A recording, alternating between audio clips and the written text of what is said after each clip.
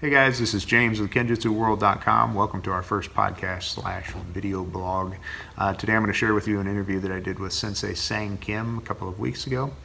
But before we do that, I want to just give you a heads up on what's going on around here at Kenjutsu World. We started KenjutsuWorld.com and the Facebook and Instagram page just as kind of an experiment to see if there was an audience for people interested in Kenjutsu. Seemed to be online. There were many different dojos or lineages or yuha that had their own websites, but nothing as a central location that wasn't in Japanese. So I started the Kenjutsu World, saw it was available, so I went ahead and started it. And that was kind of an experiment. And about 8 months ago, we had virtually no followers, a few here and there, but between 8 months ago and now, we have grown the Instagram page to about 33,000 followers, and we're up to about 10,000 people on Facebook. So I think that's a pretty good proof of concept that there's definitely an audience for this. And so my next step was to see if I could find some instructors locally or within a short drive that I could meet with and do some interviews and maybe do some training videos. So with that, I had shared a video of Sensei Sang Kim, not knowing who it was, and found out fairly quickly who it was because everybody responded and said, hey, that's Sensei Kim. And so I contacted him, he contacted me, we had a great correspondence back and forth, and he invited me up to their Taikai that they held a couple of weeks ago there in New York. So I said, that's great, that's perfect, that's exactly what I want to do. So got permission from him, and we packed up and went up there, and we took a bunch of videos, and we did this interview with him, and it just really had a good time. I got to thank all those guys up there at the U.S. Federation of Batto, all the people who participated in the Taikai. I was an outsider, and they treated me like one of the guys, so that's always great. And just a great group of people. Can't say enough good about them. And Sensei Kim was all smiles the whole weekend. He was running around organizing the whole thing, but he obviously has a passion for what he does. He is Sensei Kim is the owner and operator of the New York Byakkokan Dojo, and he is the president of the U.S. Federation of Batto. I believe he's also the youngest person to attain the rank of Rokudan or 6th Dan in Toyama-yu Batto. So he's an incredible individual and very talented swordsman. So watch the interview. It's fairly short. We only had about 15 minutes to talk. In the first 5 minutes or so, the sound quality is messed up, and we cleaned it up best we could, but that was the only chance I had to talk to him before we had to leave. So just had a good time talking to him. Great interview. Take a look at it. Let me know what you think. Before we get to the actual interview, I'm going to show you some videos of Sensei Kim in action with the sword. So let me know what you think, and enjoy. Thank you.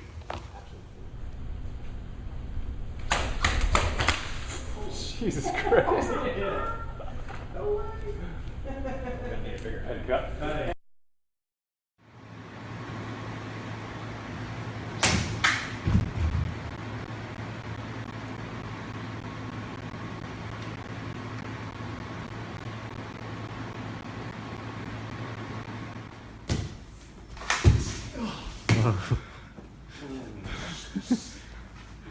That would have sucked.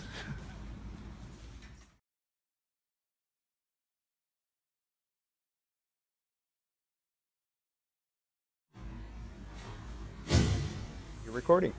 Okay, great. All right, here. I'm here with Sensei Sang Kim. Is that the proper? If I got all that right? Okay. Yes, good. that's correct. Sang is the Sensei. Sensei is the owner. Sensei Byakkokan Dojo. Byakkokan Dojo in New York. Mm-hmm. Are you actually on the island? Yeah, we're in Union Square in Manhattan. I gotta visit your dojo. You're always welcome. And you're the president, technical director of training for the U.S. Federation of Batto. Yes, that's correct. Okay. Real quick, Batto, EIO. Mm-hmm. Any difference? No, it's the same idea. Same thing. Yeah, Pretty much. different pronunciation, like different wording for it, but it's the same thing. So it's reason for different wording, or No, sometimes they say, oh, is it Jitsu or Do? And they're like, oh, Do is modern day. But even then, some styles use Do way back Right. then too. So it's just how you express it, how you want to use it for. okay. So it's not a clear difference. And Batto is Drawing. cutting, Mm-hmm. and, Drawing, cutting. and reshooting. Oh, No Do, yeah. yeah. No, so, thank you. Yes, The words are still. it's okay. So, okay. How did you get started in this? How did you what you show? What So, I mean, when I was a kid, I watched Ninja Turtles. nice. And Ninja Turtles I thought was really cool. And then my dad, he was a kendo guy. Oh, okay. And so he was like, "Oh, you think that's really cool?" I was like, "Yeah, I want to be Leonardo." Of course. And then he was like, "Okay." So he started teaching me the basics of kendo. Oh, that's awesome. And so then if I got a bad report card, I'm like, bad grade on my report card, with a lot of drills. Oh, really? Yeah. Wow. So I don't know what I was doing. I was like, all right, Dad, I'm going to do 100, maybe just practice. And then eventually, when I got to high school, I found a shop, and Bob Elder Sensei, who's here today, Okay. I found out through him that he ran 3 schools. And so for me, I did kendo, so I wasn't used to using real swords. I was just used to like sticks and shinais. So when I got the opportunity to learn how to use a real sword, yeah, that's pretty awesome. Yeah. That was cool. Yeah, and then I got into that. Just kept training from this point. And Okay. eventually I moved up to New York, and I was able to start a study group, and then I was become a dojo. Okay. So tell me the name of the art again. Toyama. Yeah, Toyama Ryu. Toyama Yu. Mhm. And Bob Elders was your Mhm. teacher. Where is he from? Where were you from originally? Oh, Florida, Orlando. Oh, you're Orlando. Okay.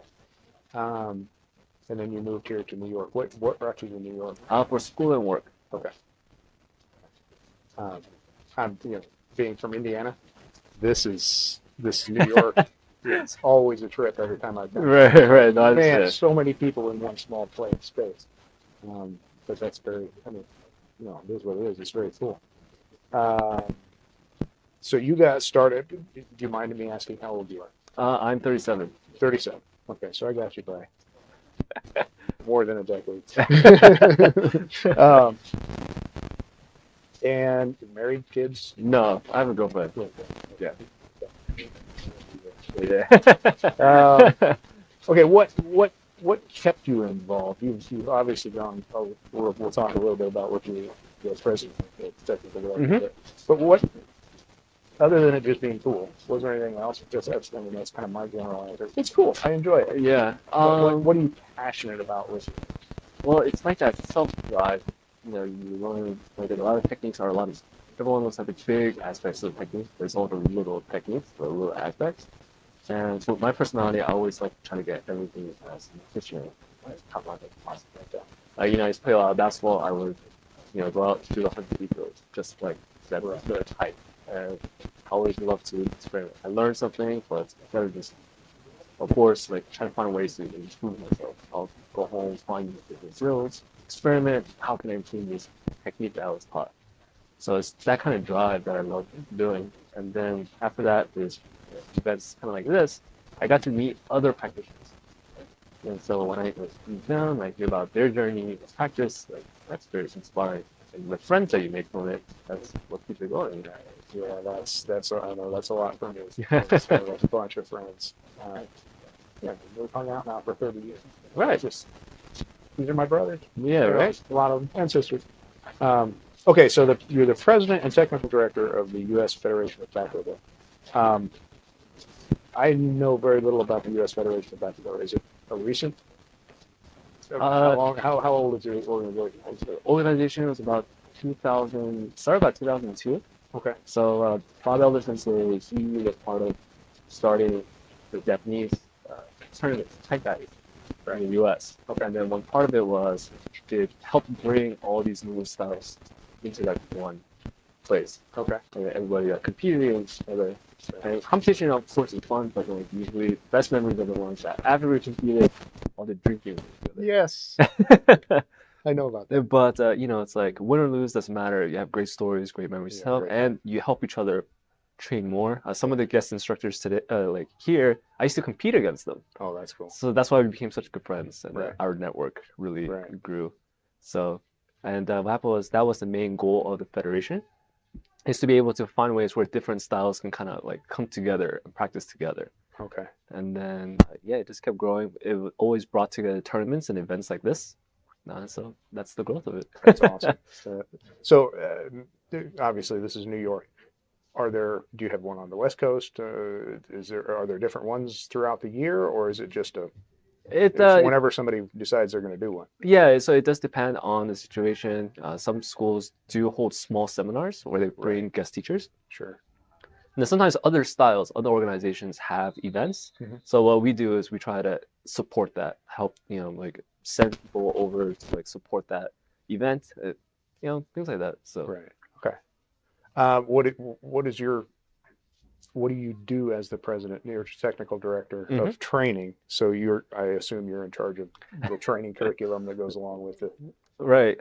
For me as president, I just do, my best to try to get people interested in Right. like, joining the idea of being able to share and create Okay. those memories Okay. for it, and then just be able to, make events like this, Sure. find ways. Sometimes you do have, it's like, basically it's a nonprofit. We don't really make any money from this. Right. So Yeah. you gotta convince people like, Yeah. hey, like Yeah. come together. And it is tough, but Do you have fees? Do you have yeah, we do have like yearly- monthly fees. And yearly those, monthly fees? and those monthly fees is what go towards helping like instructors be like sent over and things like that. Yeah, So. yeah. I assume you go to Japan. I mean, I saw from your Mhm. resume that you've been there before and trained and actually competed in Japan, which is very cool. Were you just there, or did I misread? Yeah, actually, I Oh, was okay. there about 2 weeks ago with my girlfriend, Nice. and it was the first time I went for non-sword related reasons. Okay, So gotcha. it felt weird not to put on a gi haka while I was in Right. Japan. Right. Well, I have been about 10 times in the past 20 years. I go every couple of years, and she has not gone yet. So she is. That's the next trip will probably be the same. I will probably still get to train, but for the most part, it's going to be for her to see the place. Because I come back always talking about it. Right. Japan Oh, is awesome. It's wow, really a you're lot very of fun. patient. Yeah. She's way more patient than I am. So she does very well with that. So, do you have a website for the U.S. Federation of Batto? Yes, we do.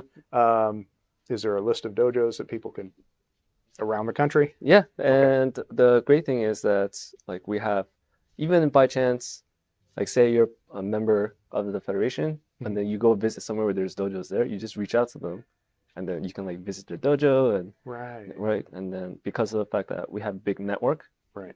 say like you contact us and ask, oh, is there a dojo to train this area? Then I can reach out to the teachers in that area, and then Nice. we can all like communicate and recommend, oh, this teacher is that area. Maybe it's like a 34-minute drive, but worth it. Go. Awesome. Vice versa. They do the same Okay. to me too.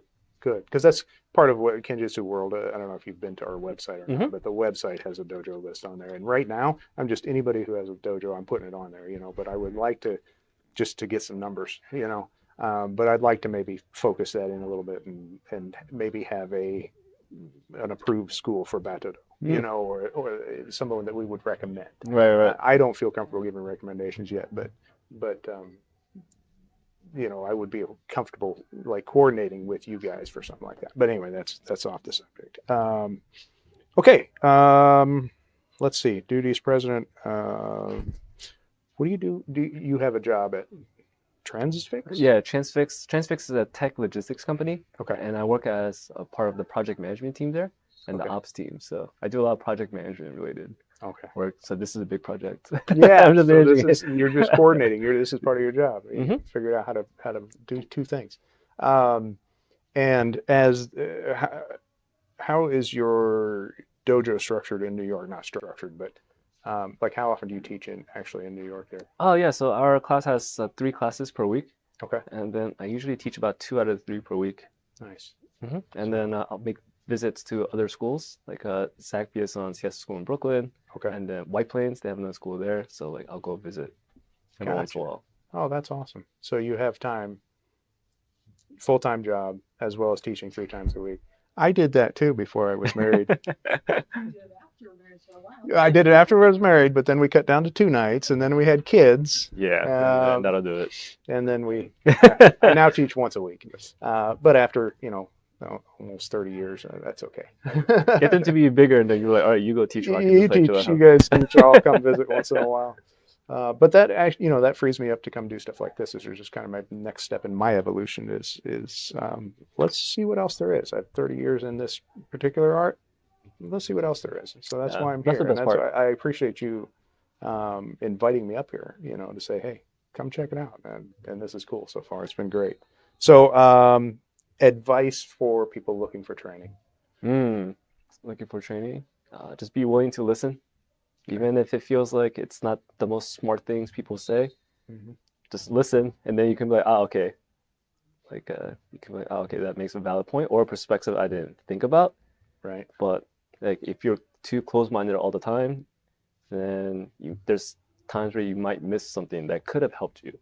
Right. So always be open-minded. Always be learning. Yeah. That's what I always say. They always one of the big things is, I told you my father taught me kendo, so he would do a lot of old dad sayings, which was like connect with like Buddhist Korean sayings. And one of the big sayings he told me was like, the worst teachers are the ones that forget what it's like being a student. And so he was like, he would say stuff like that. That makes sense. And then I use those things for like everyday life, but then once I started teaching at Dojo, it's like, wow, like all those old sayings, it clicks. Yeah. So sometimes when I'm teaching, I'll say those things. Right. Right. Yeah. The wisdom gets passed down from father to son. Yeah, apparently. Okay, so kendo and then this. Any other martial arts background at all, or just? I also did like Wing Chun, Kung Fu. I also did boxing. Okay. Yeah, and then I take capoeira classes. Oh, really? Capoeira? Yeah. So. Oh, wow. I've loved the videos. I've never tried it. Oh, yeah. Capoeira, like a lot of times you see video of like the flashier stuff, but a lot of times class, it's just all legs and core. Oh. All legs and lower core, which is something that people, they all want to look good and buff, but they don't think about lower core is what really is everything. So yeah. I know I have a couple of teachers who just hound on that local, and I've left their classes. One of them is out in California, and I've left his class after a weekend of training, 3 days in a row, and not been able to walk. And I'm like, okay, I'm lacking. I need to work on this. So, all right, we're probably close to out of time. You want to check the time and see where we're at? Okay, you probably should head down. Sorry, I know you're busy, and I thank you for taking the time. Hey, later beer. I'm going through we'll strap these on and go drink. Sounds good. We'll have some fun. All you're going to hear is, excuse me, one more, please. Yeah. One more, please. Thank you, sir. Hey, no problem. All right. It. Okay. So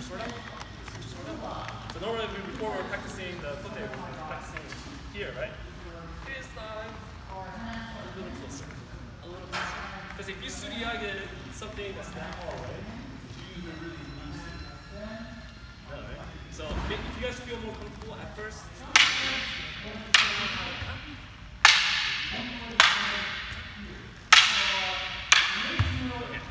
and also, if by chance you guys are practicing together, if you swing the other guy, you feel like it might hit him.